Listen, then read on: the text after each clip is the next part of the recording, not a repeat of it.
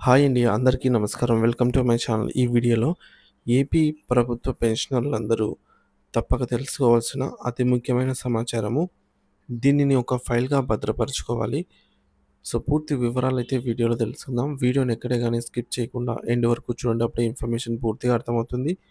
Video చూస్తున్న ప్రతి ఒక్కరు వీడియోకైతే లైక్ చేయండి ఫ్రెండ్స్. ఈ వీడియోని తోటి పెన్షనర్ మిత్రులతో అయితే షేర్ చేయండి. కొత్తగా మన ఛానల్ చూస్తున్నవారు ఇంకా ఎవరైనా సబ్స్క్రైబ్ చేసుకున్నట్లయితే వెంటనే మన ఛానల్‌ని సబ్స్క్రైబ్ చేసుకోండి.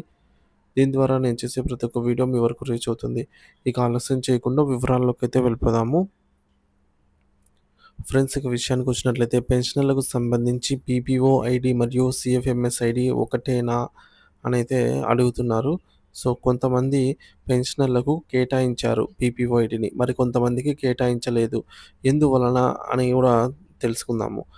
1/6/2020కి ముందు పదవి విరమణ చేసిన వారందరికీ కూడా పీపీఓ ఐడీ కేటాయించారు. తదుపరి పదవి విరమణ చేసిన వారికి సీఎఫ్ఎంఎస్ ఐడీ మాత్రమే కేటాయించారు. ఈ తేడా పే స్లిప్‌లో అయితే ఉంటుంది, గమనించండి. పీపీఓ అంటే పెన్షన్ పేమెంట్ ఆర్డరు. ప్రభుత్వ పెన్షనర్ ఉద్యోగి రిటైర్ సందర్భంలో తమ పెన్షన్, గ్రాట్యుటీ, కమ్యుటేషన్ వంటి పెన్షనరీ బెనిఫిట్స్ కోసం దరఖాస్తు చేసినప్పుడు వాటిని మంజూరు చేస్తూ ఏజీ ఆఫీస్ లేదా స్టేట్ ఆడిట్ ఆఫీస్ ఇవ్వబడే ఉత్తర్వులే పీపీఓ లేదా pension payment order. Pensioner pension payment order Andhra Pradesh ప్రభుత్వ ఉద్యోగులకు సాధారణంగా 8 అంకెలతో ఈ ఆర్డర్ ఉంటుంది. పీపీఓ మంజూరు చేసిన వెంటనే ఏజీ ఆఫీస్ వారు 3 కాపీలను తయారు చేసి, ఒకటి పెన్షనర్ కాపీగా సంబంధిత పెన్షనర్‌కు, మరొకటి కాపీని సేవా పుస్తకంతో కలిపి ఆఫీస్ కాపీగా కార్యాలయాధిపతికి, మూడవ కాపీని పెన్షన్ ప్రపోజల్స్‌లో ఒక కాపీ జతచేసి జిల్లా ట్రెజరీ అధికారికి పంపుతారు. జిల్లా ట్రెజరీ అధికారి సంబంధిత రికార్డులలో కంప్యూటరీకరించి ఆ కాపీని సంబంధిత సబ్ ట్రెజరీ అధికారులకు తిరిగి పంపడం జరుగుతుంది. ఇందులో పెన్షనర్ల పీపీఓను మనం చాలా జాగ్రత్తగా దాచుకోవాలి. సో, రిటైర్ అయిన మనకు ఇదే సర్వీస్‌లో ఉన్నప్పుడు సర్వీస్ రిజిస్టర్ లాంటిదని గుర్తుంచుకోవాలి. సో, పీపీఓ చాలా ముఖ్యమైన పత్రము. భవిష్యత్తులో మనము సబ్ ట్రెజరీ ఆఫీస్‌లో గానీ, లేదంటే డీటీఓ ఆఫీస్‌లో కానీ, లేదా ఏజీ ఆఫీస్‌లో జరిపే లావాదేవీలన్నిటికీ ఇది చాలా ముఖ్యమైన పత్రము. ఒరిజినల్ పీపీఓ మాత్రమే మన దగ్గర ఉండాలి. జిరాక్స్ మాత్రం కాదు. ఒరిజినల్ పీపీఓ సబ్ ట్రెజరీలో ఇచ్చిన మీరు మరలా దాన్ని తీసుకొని భద్రపరుచుకోండి. జిరాక్స్‌ను పరిగణలోకైతే తీసుకోరు. పీపీఓ నంబరు మరియు పీపీఓ ఐడీ ఒకటేనా అయితే అంటున్నారు. ఒకటి కాదండి. సో, ఏజీ ఆఫీస్ నుంచి వచ్చిన పెన్షన్ పేమెంట్ ఆర్డర్‌లో పేర్కొన్న పీపీఓ నంబరు మరియు పీపీఓ ఐడీ ఒకటి కాదు. 2 వేరు వేరు. పీపీఓ నంబరు పెన్షనర్లందరికీ పేర్కొంటారు. కానీ పీపీఓ ఐడీ మాత్రం 1/6/2020కి ముందు పదవి విరమణ చేసిన వారికి మాత్రమే కేటాయించడం జరిగిందని గమనించగలరు. పీపీఓ ఐడీ అంటే ఏమిటి? Pension payment order ID. PPO ID retire అయ్యి పీపీఓ ద్వారా వచ్చిన బెనిఫిట్స్ చెల్లించబడే సమయంలో సంబంధిత ట్రెజరీ వారు 8 అంకెలతో క్రియేట్ చేసి ఇచ్చే ఒక ఐడీనే పీపీఓ ఐడీ అంటాము. అందులో మొదటి 3 అంకెలు వారి ట్రెజరీకి సంబంధించినవై ఉంటాయి. తదుపరి 5 అంకెలు ట్రెజరీ వారు కేటాయిస్తారు. 1/6/2020కి ముందు పదవి విరమణ చేసిన వారందరికీ ఇలా పీపీఓ ఐడీని కేటాయించేవారు. పెన్షనర్ల హెల్త్ కార్డ్ కొరకు ఈ పీపీఓ ఐడీని యూజర్ ఐడీగా ఉపయోగించవలసి అయితే వస్తుంది. ఎవరికైనా 2020కి ముందు విశ్రాంత ఉద్యోగులకు హెల్త్ కార్డ్ రానట్లయితే ఈ ఐడీ ద్వారానే పొందవచ్చు. ఇక్కడ సీఎఫ్ఎంఎస్ ఐడీ మాత్రం కాదు, గుర్తుపెట్టుకోవాలి.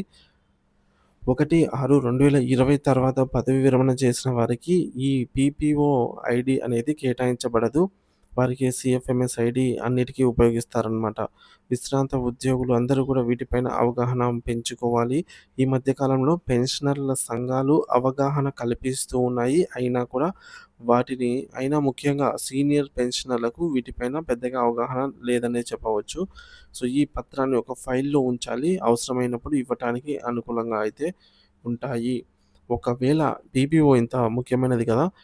చాలా జాగ్రత్త పరచుకోవాలండి. ఒకవేళ పీపీఓ గనుక మిస్ అయినట్లయితే, అంటే పోయిందా? లేదంటే దొంగిలించబడిందా? లేదంటే ఫైర్ యాక్సిడెంట్‌లో పోయిందా? సో, రీజన్ ఏదైనా కావచ్చు. పీపీఓ పోతే ఏం చేయాలనేది కూడా అడుగుతున్నారు. సో, ఎలా పొందాలనేది చూద్దాము. ఏపీ గవర్నమెంట్ పెన్షనర్లకు పీపీఓ మిస్ అయితే డూప్లికేట్ పీపీఓ పొందడం ఎలానో తెలుసుకుందాము.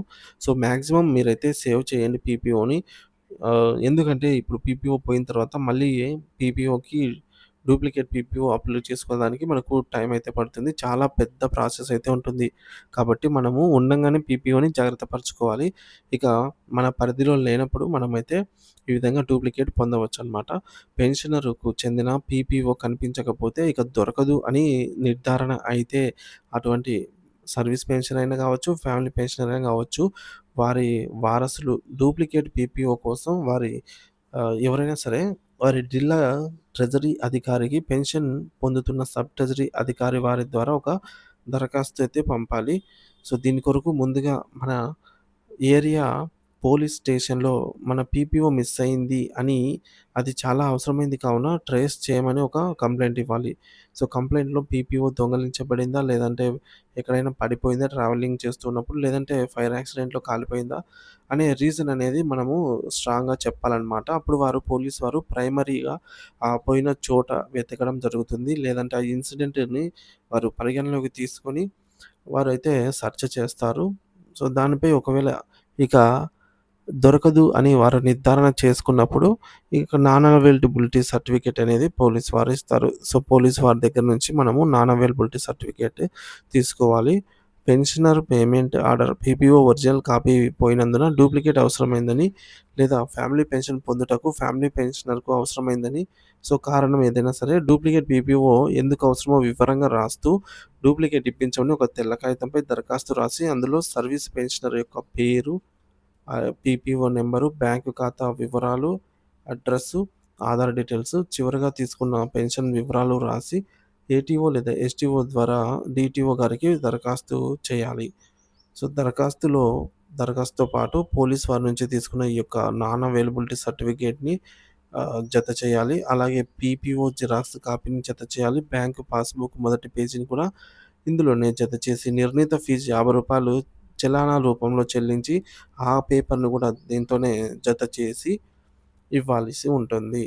ఇక ట్రెజరీ అధికారి కోరితే పీపీఓ పోయింది అని, దొరకలేదని, భవిష్యత్తులో పీపీఓ ఒకవేళ దొరికితే దాన్ని వారికి తిరిగి అందించగలనని వివరంగా అఫిడవిట్ రాసి ఉంటుందన్నమాట.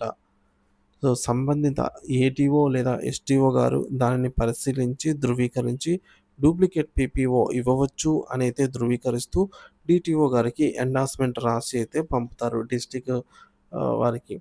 సో, డీటీఓ వారు జిల్లా కార్యాలయాధిపతి వారు సో, మన రికార్డ్స్ ఆధారంగా తగు పరిశీలన చేసి అనంతరం డూప్లికేట్ పీపీఓను ఇష్యూ చేస్తారు.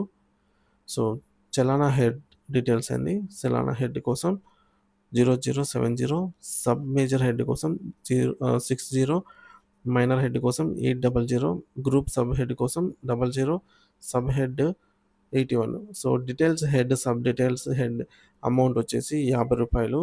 Purpose for which amount is deposited for issue duplicate PPO అనైతే మనం చలానా తీసుకోవాల్సి ఉంటుంది. సో, ఫ్రెండ్స్ చూసారు కదా! పీపీఓ అనేది చాలా ఉపయోగకరమైనది, చాలా ముఖ్యమైనది.